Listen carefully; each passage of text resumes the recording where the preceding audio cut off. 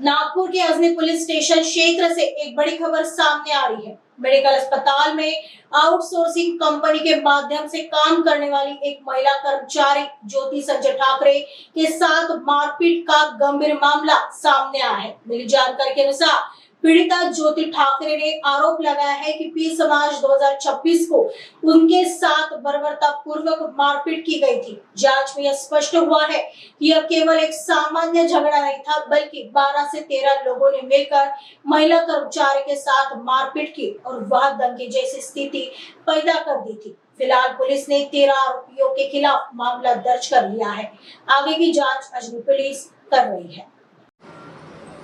Police Thane Ajni येथे आम्ही कार्यरत असून माननीय आमचे DCP सर रश्मिताराव साहेब यांच्याकडे फिर्यादी ज्योती संजय ठाकरे ही मेडिकलमध्ये एका आउटसोर्सिंग कंपनीमध्ये काम करते।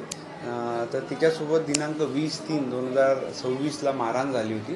त्याबाबत तिने पोलीस ठाण्याला रिपोर्ट दिली होती। त्या अनुषंगाने आम्ही तिने त्यावेळेस रिपोर्ट दिली त्याप्रमाणे आम्ही एक NCचा गुन्हा दाखल केलेला होता।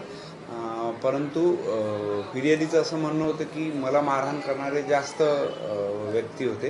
त्यामुळे नमूद फिर्यादी ही माननीय DCP महोदयांकडे गेली असता माननीय DCP महोदयांनी तिथं व्यवस्थित ऐकून घेतल्यावर आम्हाला वैयक्तिक माहिती दिली।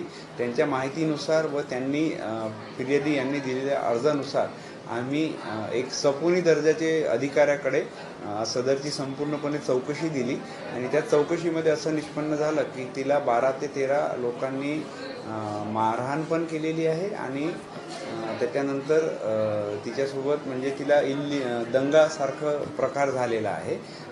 तर अशी हे पुरावे प्राप्त झाल्याने आम्ही जी मेडिकलची एक आउटसोर्सिंग कंपनी आहे त्या कंपनीचे 12 ते 13 इसमांविरुद्ध गुन्हा दाखल केलेला आहे आणि आता पुढील तपास आम्ही करत आहोत।